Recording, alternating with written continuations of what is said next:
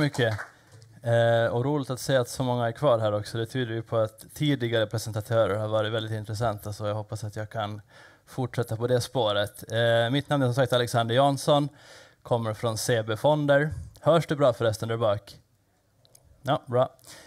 Och vi förvaltar dels en Europafond, European Quality Fund, och dels en miljöfond, Save Earth Fund, som jag tror jag har talat om här i något tidigare skede. Den senare då, miljöfonden, är en global fond, grön global fond, och Europafonden är mer av en generalistfond i Europa och primärt då fokus på stora, medelstora bolag. Så vi investerar inte i bolag mindre med market cap under 1 miljard euro, alltså ungefär 10 miljarder kronor. Till skillnad då kan jag från de bolag som har presenterat sig här idag, så är det alltså betydligt mer likvida och större bolag vi fokuserar på. Och jag tänkte berätta lite kort om den, och sen också lite kort då såklart den mycket enkla frågan här, vart börsen är på väg, ska jag självklart besvara också.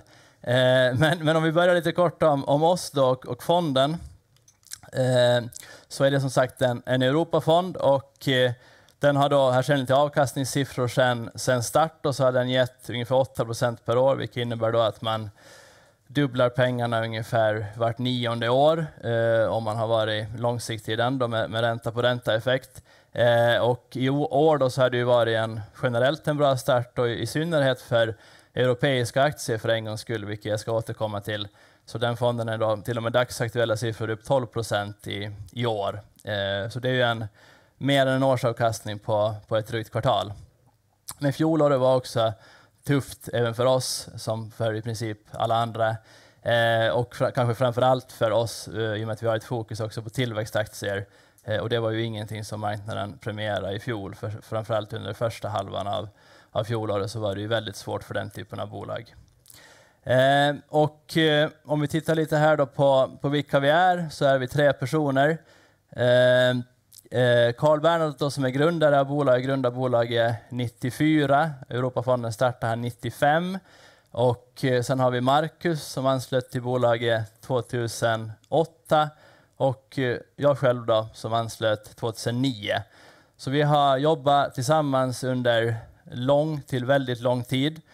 Och det är också då så att säga, när man tittar på vår performance i fonderna, så vet man då att det man ser är det också samma personer som gör idag. Det är liksom inte några andra förvaltare, utan det är vi som har gjort det här i nästan 15 år.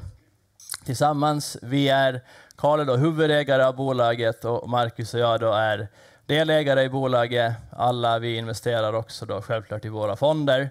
Så det innebär att vi har så att säga fulla incitament och uppfyller pilotskolan till 100%. Alltså vi sitter i samma båt som investerarna och mer därtill. Sen har vi också Sofie som jobbar med marknadsföring och kommunikation. Hon hälsar att ni hemskt gärna får följa oss på sociala medier. Det är framförallt vår Save Earth Fund, vår miljöfond, som är aktiv där, så om ni är intresserade av det. Och sen har vi också en ung man vid namn Emil då, som är en så kallad intern och som jobbar då, med oss på olika sätt och vis, och gör så allt mellan himmel och jord egentligen. Sånt som vi själva klarar av framförallt. Och vi är relativt få då, det kan jag visa här lite kort hur upplägget ser ut. Våra fondbolag ligger i Luxemburg, och det betyder att vi själva fokuserar på 2 saker, och det är då dels att sköta portföljerna, alltså vara portföljförvaltare, och dels då investerarrelationer. Det är våra 2 huvudfunktioner och det som är absolut fokus för oss. Och alla då sidosaker, alla administration och sånt som tyvärr bara fortsätter att växa, alltså compliance, så är då mestadels det som sköts i Luxemburg av stora fondbolag där. Fundrock respektive Cassis Luxelance. Det senare här är en underorganisation till Crédit Agricole, en stor fransk bank. Och det här är ett upplägg då som gör att vi kan vara väldigt fokuserade på vår kärnuppgift och inte behöva ha en massa människor anställda som jobbar då med till exempel compliance. Och det är också en sak som är ur då ett investerarperspektiv relevant, så tillvida att inga transaktioner så att säga med pengar in och ut i fonderna går mot oss, utan de går direkt då mot de här fondbolagen, stora aktörerna i Luxemburg. Så vi har så att säga kinesiska murar mellan de bitarna, så vi har ingen insikt i det, eller insikt har vi, men vi har ingen möjlighet att på något sätt påverka penningflöden och sånt i fonderna. Och det är också då daglig värdering av de här fonderna, så de kan handlas dagligen. Och i Europafondens fall då så är den tillgänglig på rätt många plattformar, de vanligaste i varje fall, Avanza, Nordnet och med flera. Och sen då det här med att vara lite färre, tror väl att det är någonting som talar självklart i egen sak här, men just det här med att man har ganska få beslutsvägar. Här då man är 3 personer så har man 3 vägar.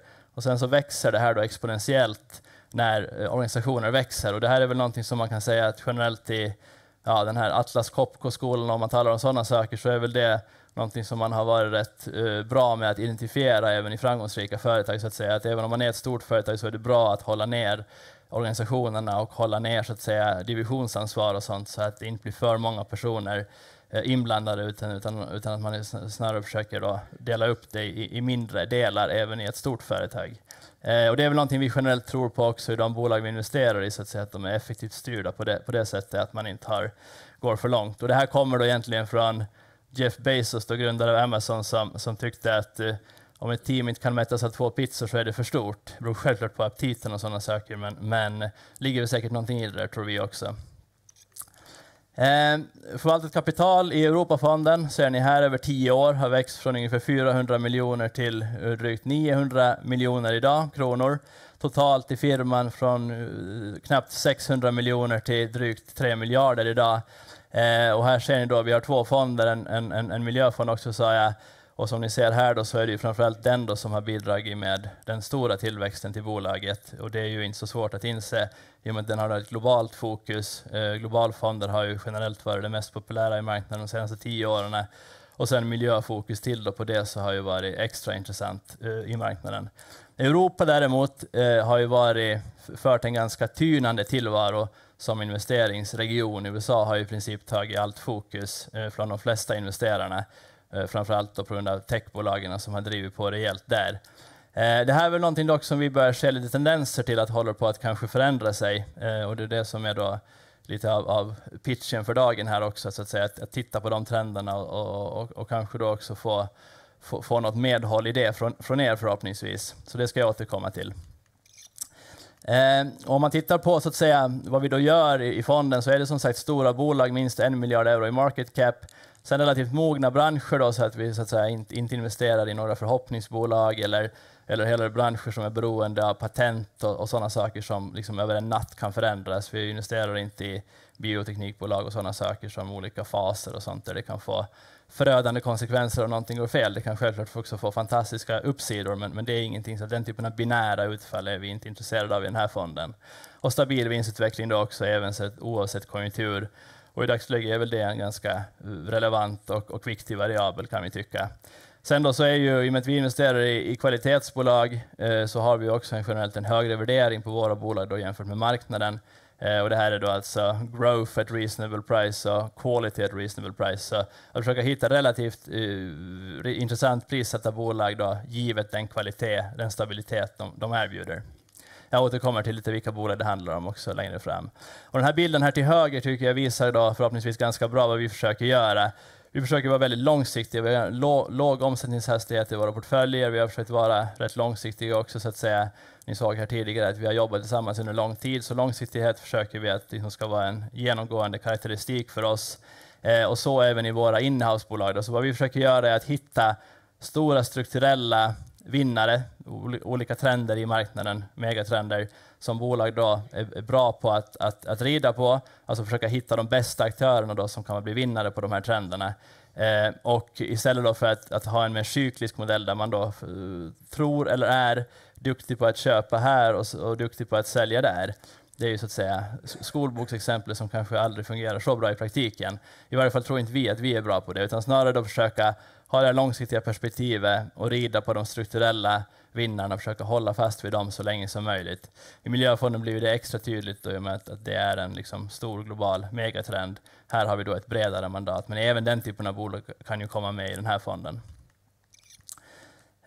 Sen då, om man tittar lite på vår performance här över de senaste 5 åren, så har fonden då gett 60% mot 54% för Europaindex. Också då kännetecknande för vårt vidkommande är att vi då har en lägre risk, mätt som till exempel då när marknaden går ner. Det här är den största nedgången på 5 år som var då under corona. Då tappar fonden 28% mot 32% för Europaindex. Det här är då Europaindex inklusive utdelningar och fonden inklusive alla avgifter självklart. Så det man ser är det man skulle ha fått om man hade varit investerad de senaste 5 åren. Och sen också då om man tittar på beta, då, alltså hur känslig fonden är mot marknadsrörelser, så kan man säga då att den är ungefär 10% mindre känslig för marknadsrörelser än marknaden i snitt. Alltså ett beta på ungefär 0,9 då. Marknaden har ju per definition en beta på 1, alltså det här indexet. Om man jämför oss med andra Europafonder, kanske för er kända eller mindre kända, det här är i varje fall ett urval då av relativt välägda Europafonder hos Avanza. Också det här då på 5 år så ser man då att vi har en risk på x-axeln här, standardavvikelse, som är någorlunda i linje då med snittet. Det finns några som har lite högre, men de flesta ligger här.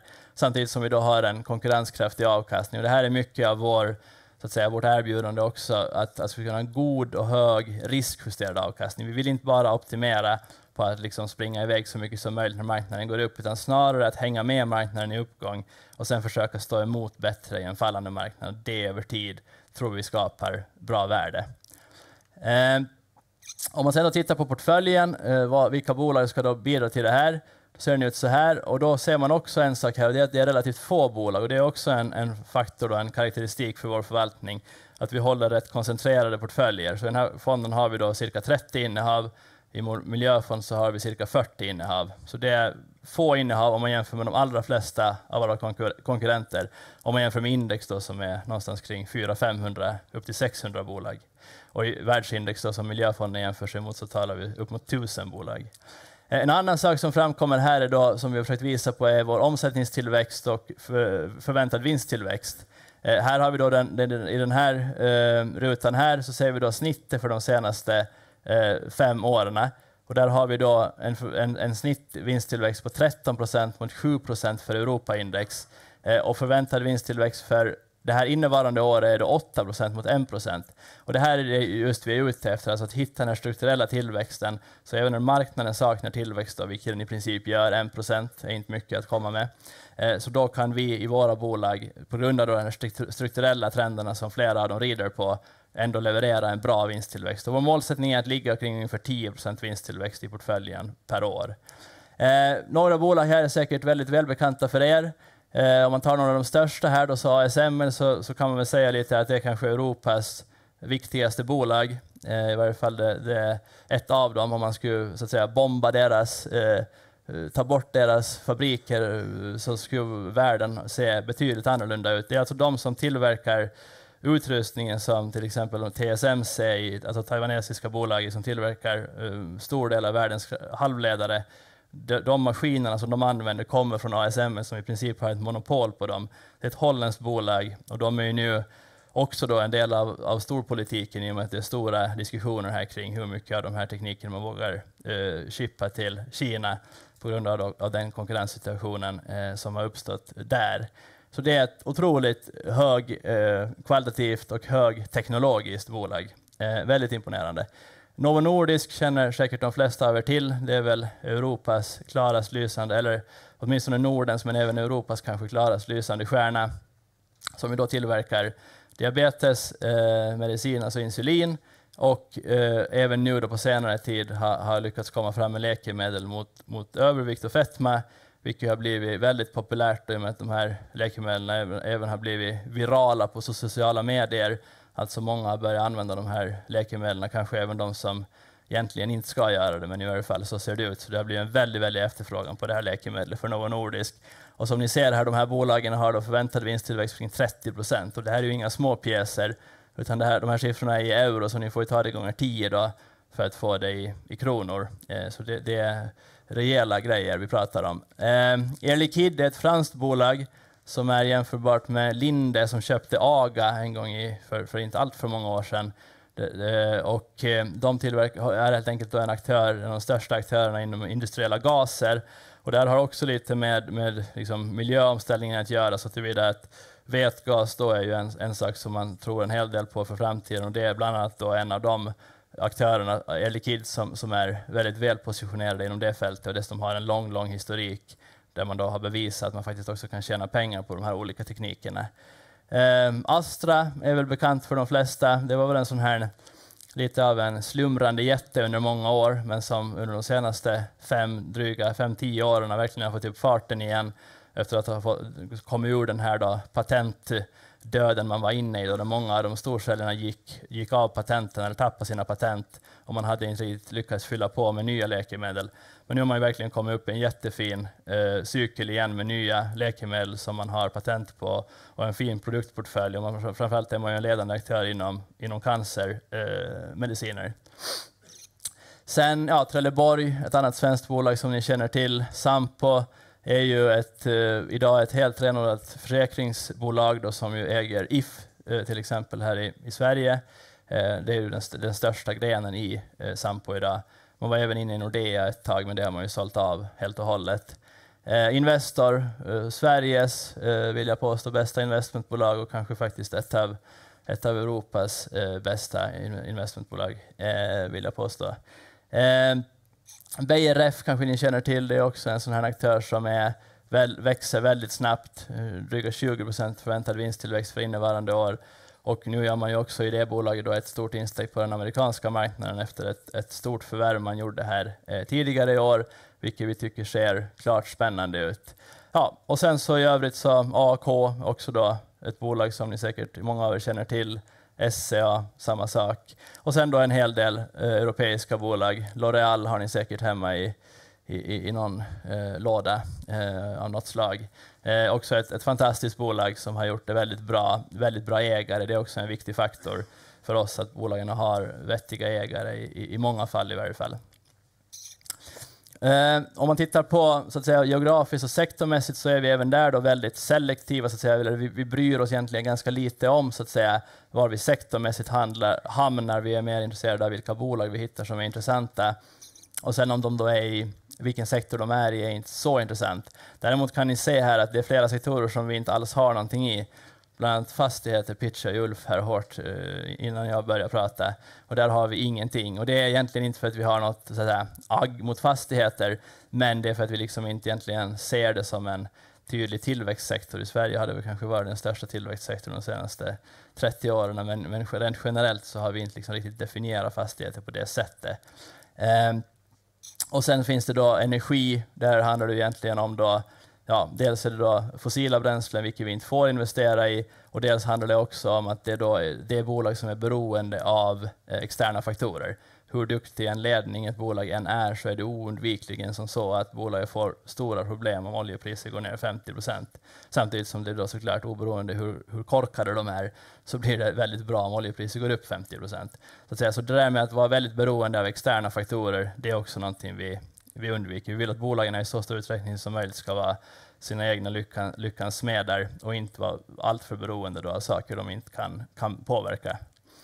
Industri ser ni att det är en stor övervikt, 40% av fonden mot 15% i index. Där tänkte jag återkomma till lite längre fram då när vi tar några spaningar på Europa i stort, varför vi bland annat och varför det ser ut på det sättet. Så kan vi väl egentligen hoppa in på vi ska se den här biten då med just Europa och vad vi har för tankar om det då.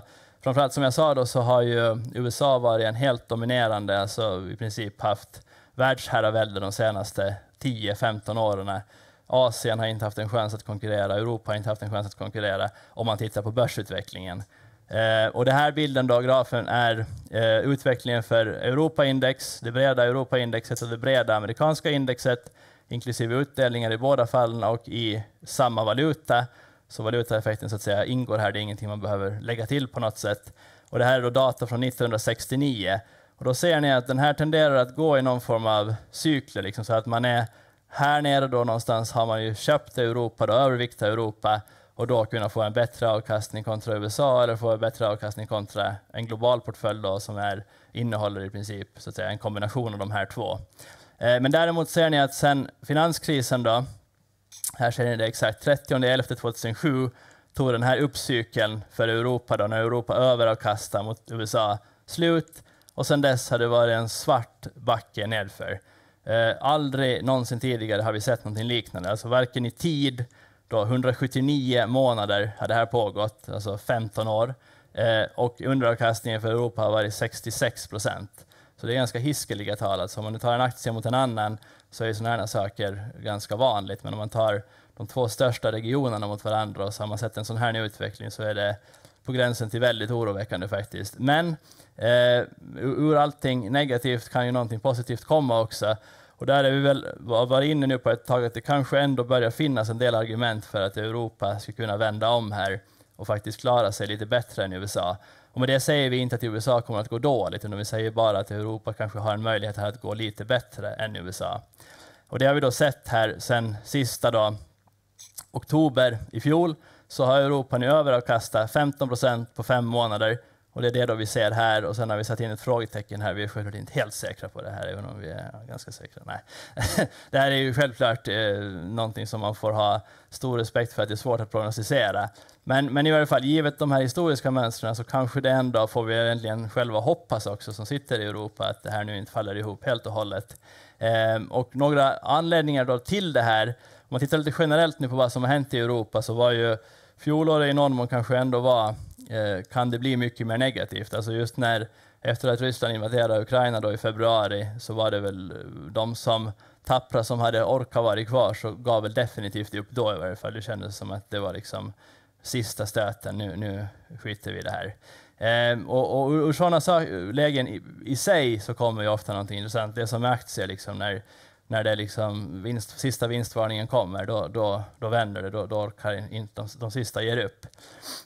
Och om man tittar då på vad den här stora tragedin och slakten som det de facto är tal om i Ukraina, så är det ju som så att i Europa så pågår ändå en del intressanta saker i spåren av det här. Dels så har man ju nu då som ett direkt svar på det som händer med Ryssland och Ukraina, att man har klippt alla såklart band, eller många i varje fall, med Ryssland. Och man har också snabbt lyckats få ordning på energiförsörjningen på ett nytt sätt, vilket var rätt imponerande, åtminstone för att vara Europa då. Så lyckades man snabbt få igång nya leveranser då med gas, bygga upp nya terminaler och sådana saker.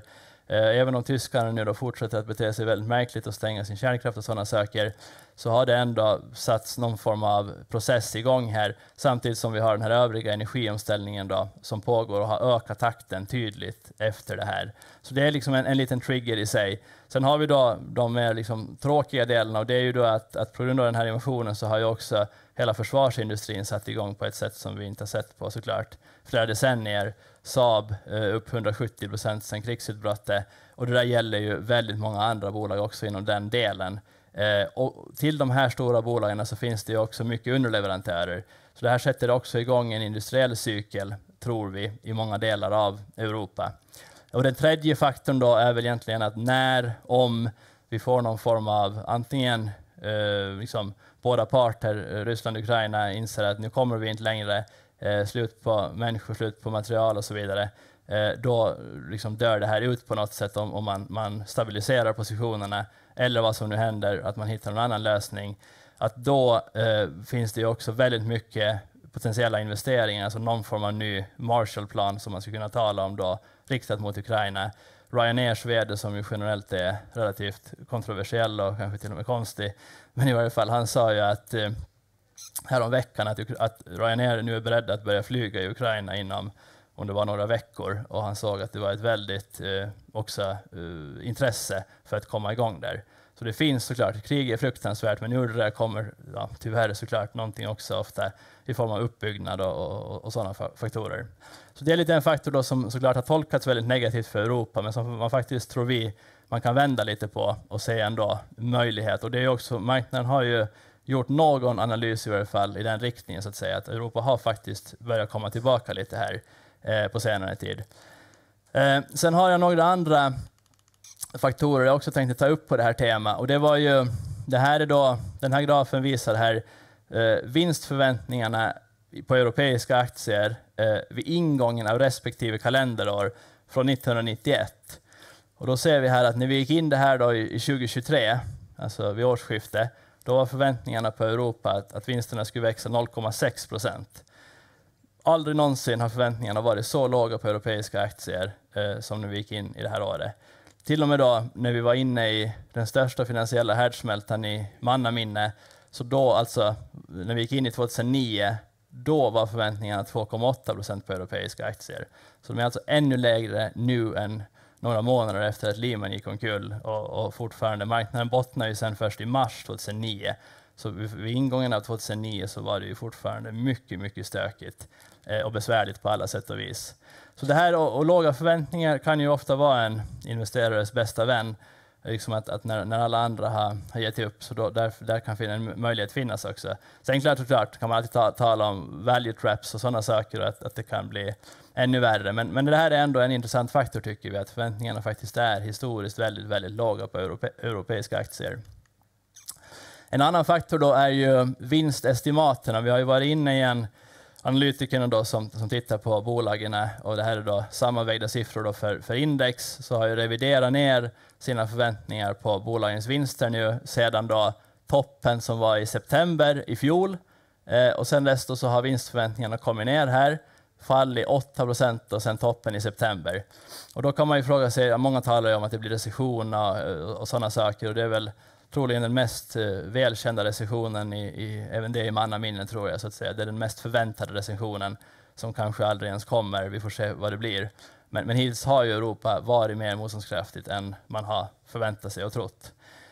Men hur som helst då, så har vinstförväntningarna kommit ner nu då, 8% sedan toppen. Och det här har pågått nu i ungefär 7 månader då, har man hållit på att revidera ner vinstförväntningarna. Och det kan man då jämföra med historiska perioder då. Det här är data från 80-talet, och där ser man då att i snitt så har de här nedrevideringscyklerna, alltså därifrån tills då botten, tills man börjar revidera upp vinstförväntningarna igen, pågått i snitt ungefär 8 månader. Och det är maj då i år helt enkelt, om man tar från september. Så det betyder då att vi kanske i tid börjar närma oss någon form av slut på den här nedrevideringscykeln. Och den andra faktorn är hur mycket brukar vinstförväntningarna komma ner i snitt när de är i en sån här cykel. Då. Ofta på grund av att man har recessionsoro. Och då är snittet ungefär 15% med alla perioder, 12% om man tar bort finanskrisen och pandemin.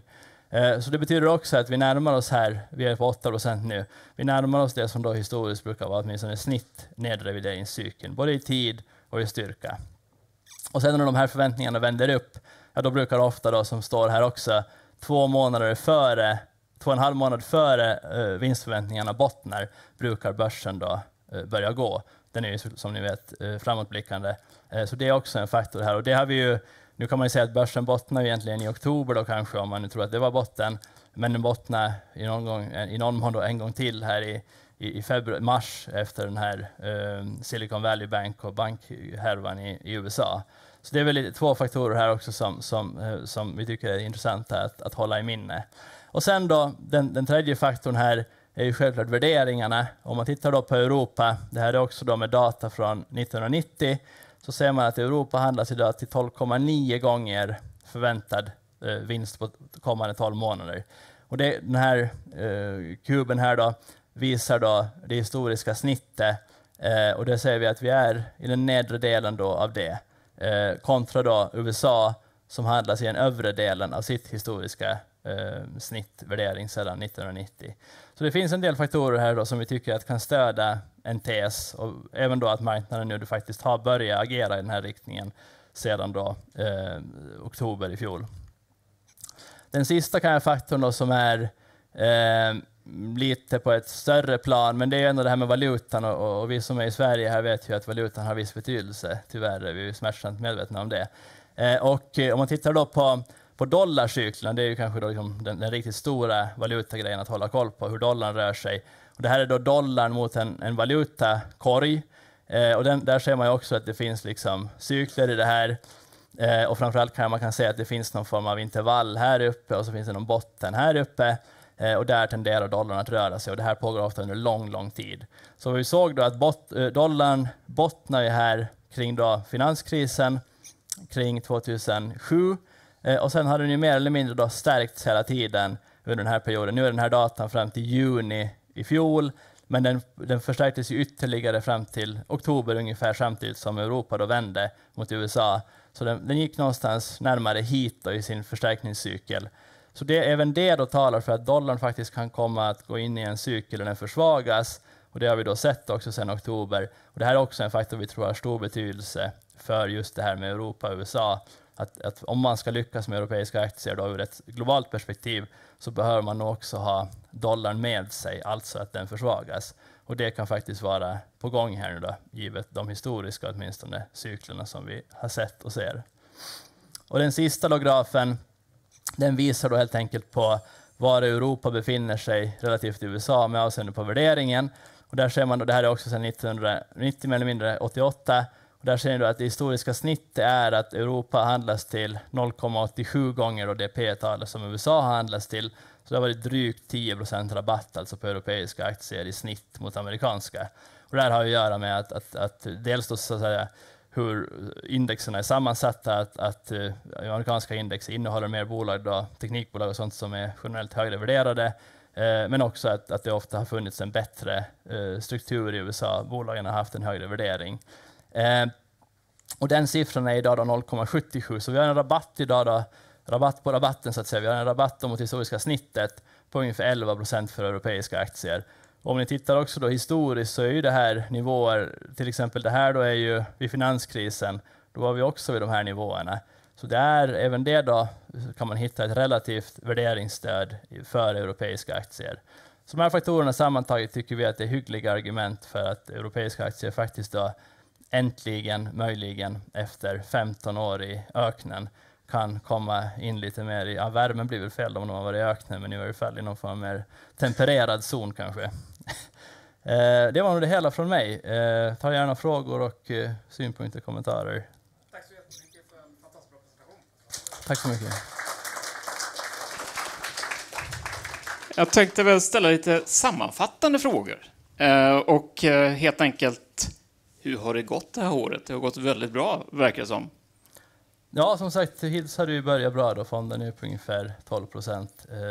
Och europeiska aktier generellt är väl också upp drygt 10%. Så det har ju börjat bra. Stockholmsbörsen är väl också upp 10-11% senast jag kontrollerar. Beroende på vilket index självklart, men om man nu tar det stora indexet i alla fall. Många bolag tog stryk förra året. Men de har kommit tillbaka lite grann i portfölj. Några du kan nämna? Ja, det är man ju framförallt, vi har ju då så att säga det på pränt här vilka som de facto har bidragit mest för oss under det första kvartalet. Och det är de här, ASML då pratar vi om, Trelleborg känner ni säkert till många av er.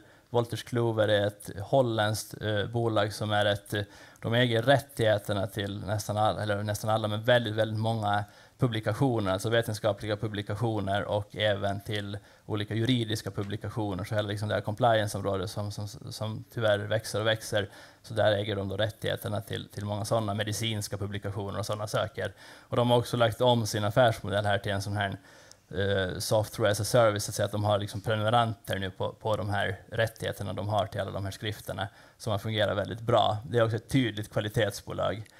Och sen då de tre som då var de största negativa bidragsgivarna, Experian, Roche och Sampo. Sampo nämnde vi lite kort. Roche äger vi inte längre och Experian är ett bolag som framförallt är aktivt i USA. Kan väl i någon mån kanske påminna lite om Intrum eller liknande. Betydligt dock bättre utveckling än till exempel Intrum. Och det här är då de bolagen på de senaste 12 månaderna som har bidragit mest positivt, och det här är då de tre som har bidragit mest negativt. Adidas äger vi inte längre, men Sika är då, om ni går till bygghandeln och köper limmer till exempel och sånt, så tror jag nästan att ni alltid träffar på Sika, ett schweiziskt bolag inom byggindustrin. Partners Group är väldigt jämförbart med EQT, ett riskkapitalbolag då i Schweiz, men som är lite mer tiltade mot infrastrukturinvesteringar, medan EQT kanske är lite mer tiltade då mot teknikinvesteringar. Vad har ni egentligen för investeringshorisont? Hur många år ungefär? Ja, den är ju som sagt långsiktig, och sen vad långsiktig är då kan man ju verkligen diskutera, och jag skulle dock hävda att vi har kanske en av de mer långsiktiga strategierna, så att det här visar vår omsättningshastighet de senaste 5 åren, och det här är då alltså hur stor andel av portföljen vi har omsatt varje år. Och i fjol då så omsatte vi ungefär 10% av portföljen. Så annorlunda uttryckt då, ett bolag är i vår portfölj i 10 år. Men i snitt då kan man säga att man kanske drar upp den här till någonstans här mellan till 20% på omsättningshastigheten på ett år om man tar snitt här den här 5-årsperioden. Och det betyder att vi i snitt äger ett bolag i 5 år. Så någonstans där mellan 5 och 10 år ska jag säga att vi landar ganska bra. Vad får egentligen att sälja bolagen?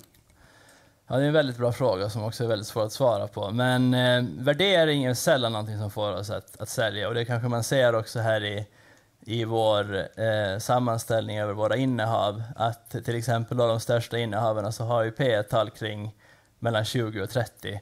Och det beror ju på vad man har för investeringsfilosofi och sånt. Men det kan ju, om man är en väldigt värdeinvesterare så kan ju det anses väldigt högt.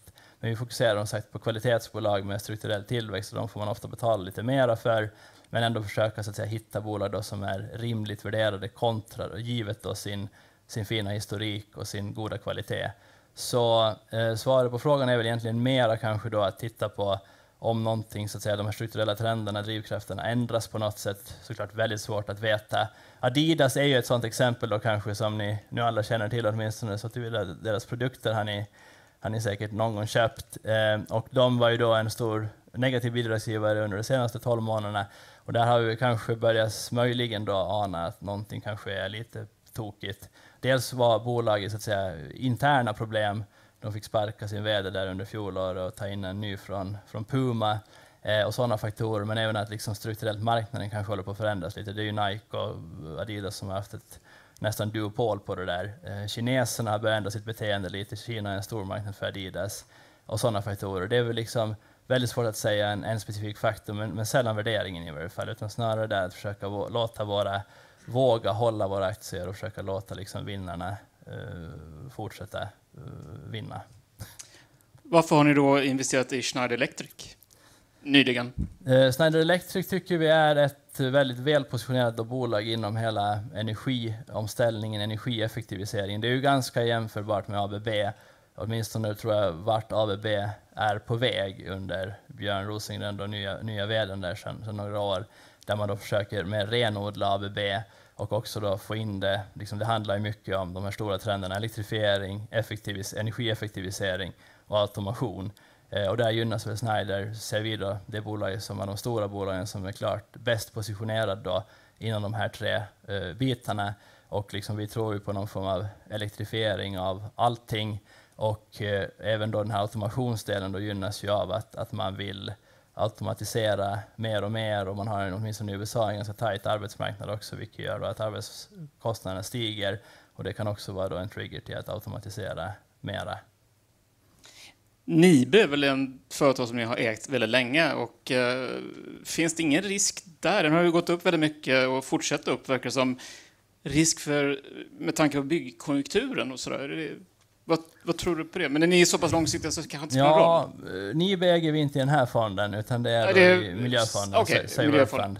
Men där har det ju varit säkert, eller ja, det har varit det mest, så att säga, mest bidragsgivande innehavet. Vi har ägt den aktien i över 10 år, och den har ju gått från klarhet till klarhet och fortsätter att gå från klarhet till klarhet.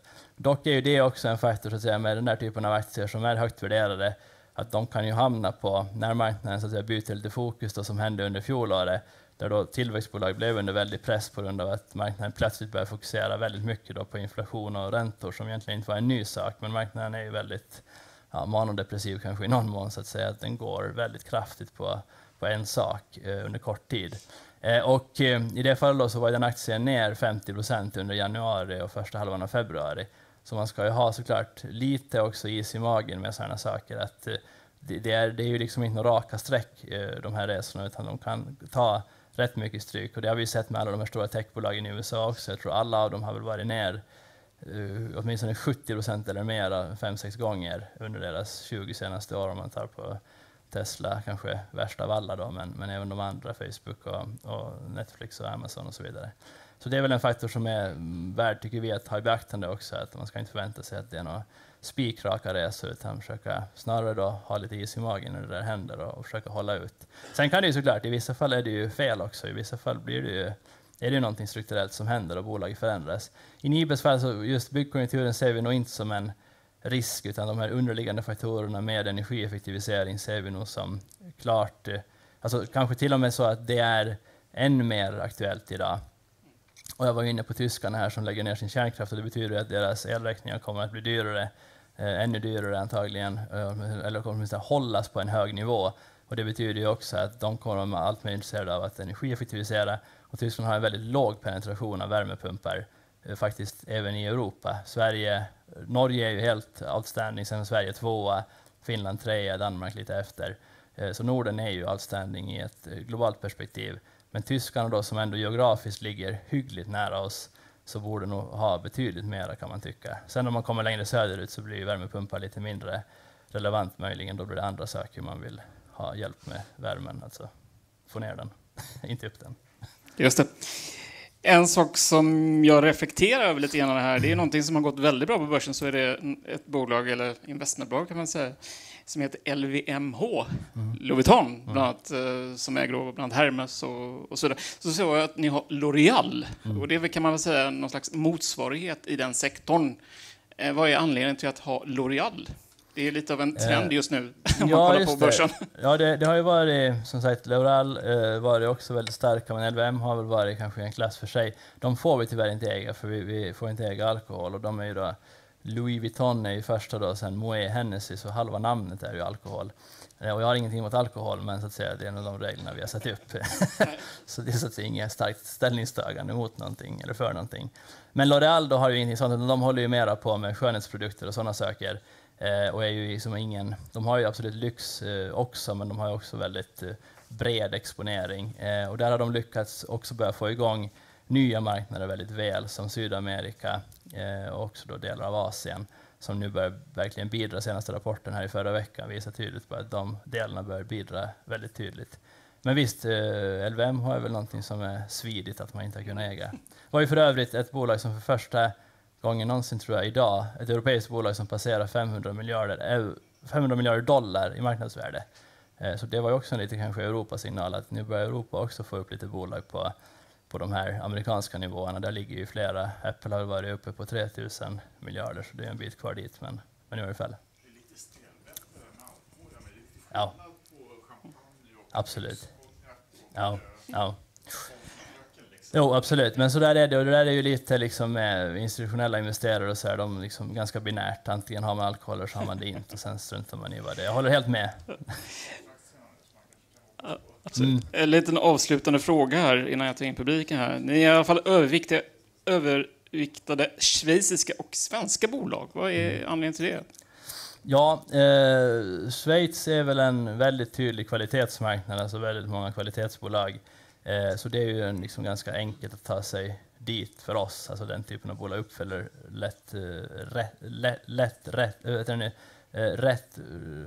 alltså tydligt våra kriterier.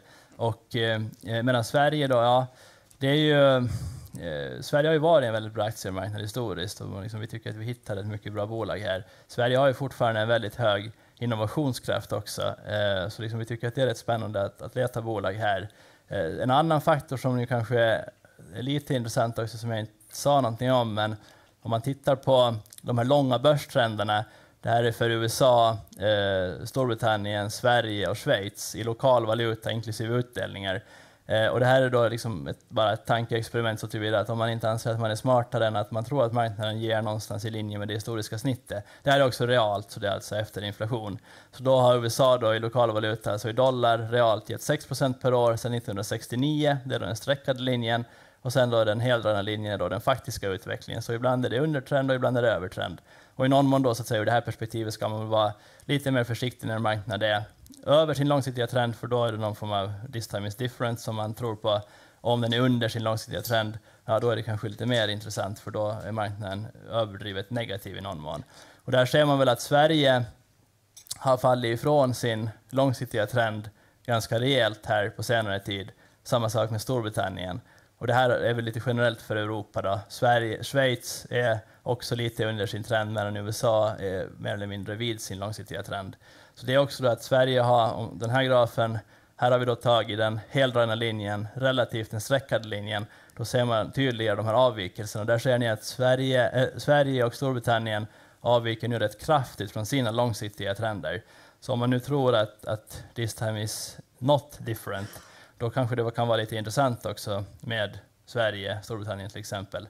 Schweiz då är ju lite också under sin långsiktiga trend. Och USA var ju lite av en varningssignal då när vi gick in i 2022. Och sen då också kom ju en ganska kraftig nedgång där. Så nu är de tillbaka på sin långsiktiga trend. Så ur det här perspektivet ser vi inte några tydliga varningssignaler ur det, alltså att någon marknad har sprungit iväg väldigt mycket, utan snarare ganska nästan på gränsen då till intressant för de europeiska marknaderna i varje fall. Och det här sker ju då till exempel under IT-bubblan. Då var ju alla marknader långt över sin långsiktiga trend. Sverige var 200% över sin långsiktiga trend. Så där måste man ju verkligen då tro på att det här är ett nytt paradigm på alla sätt och vis. Och det var det ju inte, utan det där kommer tillbaka sen till verkligheten. Ja, jätteintressant. Och jag förde en dialog med Anders Haglund här i fredags, som bland annat brukar vara här några gånger. Och han pratar just om DAX som har gått upp väldigt bra. Och han ser det som ett positivt tecken på börsen faktiskt. Att nu håller amerikanerna på och investerarna där tittar på Europa väldigt mycket just nu och så vidare. Och det är väldigt positivt börsen. Så att han var väldigt positiv när jag pratade med honom i alla fall. Så att vi får hoppas han har rätt.